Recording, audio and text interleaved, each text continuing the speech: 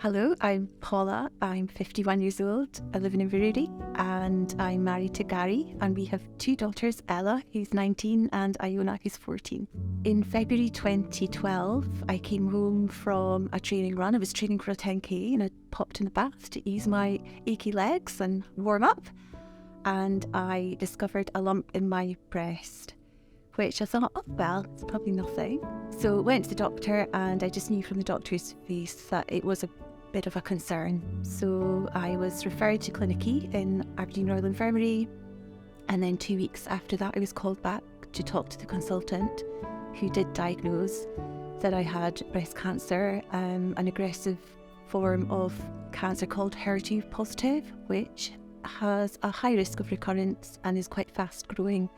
So I found myself in surgery 7 days after my diagnosis.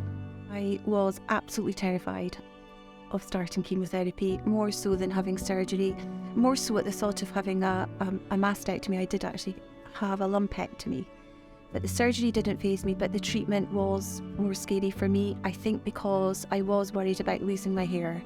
And having young children who were still at primary school at the time, I just didn't want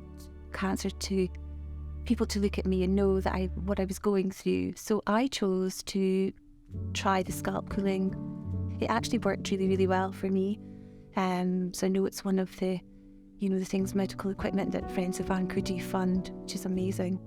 Friends of Anchor is the most amazing charity. It's not just about the well-being for the patients. It's so much more than that. It's the research and the medical equipment, and the fact that every penny goes back towards the patients because the admin costs are covered by Balmoral. And they're just like angels. They're there to greet you with a smile. It can be scary embarking on treatment for cancer, and they just help to take your fear away by just being like your friend. And they're there for you, whether it's just to give you a cup of tea or just to have a chat or to offer a therapy to you. It's just like having a friend by your side during your treatments. I was so lucky to have such a love. I mean, I have got such a loving, supportive husband in every aspect of my life, but he was just wonderful. He was there every minute I needed him. If he needed to take time off work, he was there in a second for my appointments. I was bombarded with support from my friends, and they all kind of grouped together and said, well, we'll all assist you, we'll drive you to your appointments, we'll all take an appointment with you, which was absolutely great. So I couldn't believe the support. People were, taking days off work and being with me when I needed them. There was so much offers of people cooking dinners and looking after the girls because they were really young. I don't think I'd have got through it so well if it wasn't for my support network of amazing friends. I talk about my cancer diagnosis quite a lot, especially to my clients at work who maybe have somebody who's going through it, and I just say it doesn't define you. There is so much to look forward to after a cancer diagnosis, and you really just want to take one step at a time, and don't look too far ahead when you're going through the hardship of it.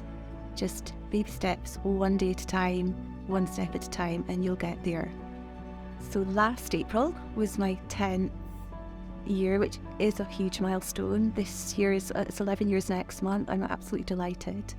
So I was encouraged to apply to Courage on the Catwalk quite late on in the process by my friend Louise, and I think from the very first meeting I knew I was going to get on really well with all these amazing ladies, so I call them my warrior sisters.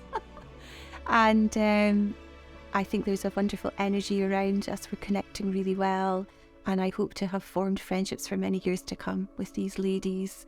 We're having fun. I can't wait to be on the stage with them, and I can't wait to hear all the love and from the family and friends cheering us all on.